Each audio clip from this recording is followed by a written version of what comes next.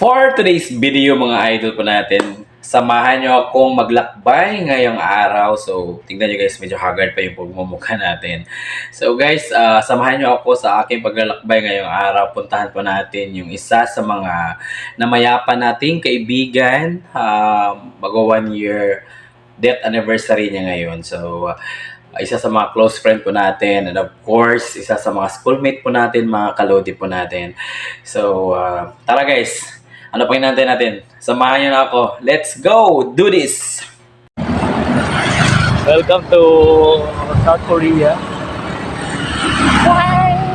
Hi!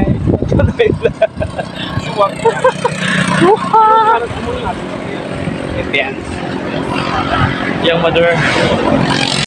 So, ito na nga guys, biyaheng ano tayo ngayon. From General Santos City, bound to Coronadal City. And of course, bound to Sorala, South Cotabato. So, magde-direct tayo ng biyaheng Coronadal. So, and of course, bound to Tiboli po tayo and papuntang Lampuling. So, ilang ride ba yung natin ngayong araw? So, ito isa sa napakagandang mga tourist destination here sa Cotabato, lalo na kapag nagta-travel ka, mga lodi. So, mas na-enjoy mo yung pagta-travel, and relaxing din naman siya kasi mafe-feel mo yung napakagandang simoy ng hangin, and of course napakalamig, and kasi ang daming mga punong kahoy na makikita mo, so napaka-refreshing sa mata. Hindi unlike kapag nasa nasa city ka, puro trabaho. So minsan kailangan din nating mag-travel, gumala, kasi and of course bihira din naman tayo makapag day off, yun nga. So, kailangan natin i-enjoy yung a little bit travel sa araw na to. So, ayun guys, isa sa napakagandang tanawin. So, malayo talaga sa city, mga idol po natin. So, i-enjoy natin yung ating pagta-travel. So, dito tayo guys.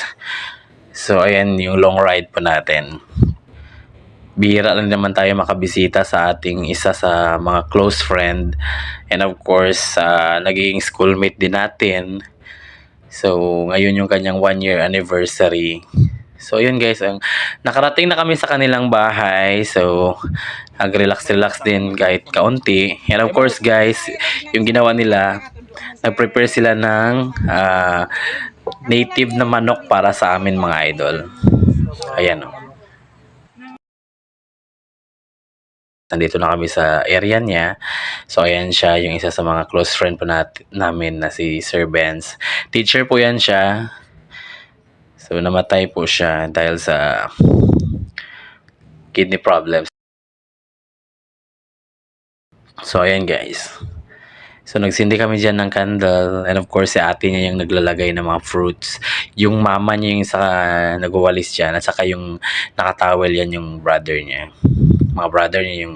Ayan guys, sumugulgol yung sister niya dahil sa 1 year death anniversary niya ngayon.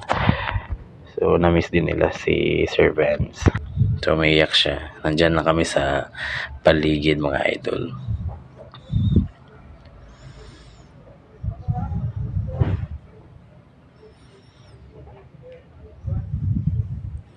Ayan yung friend ko guys.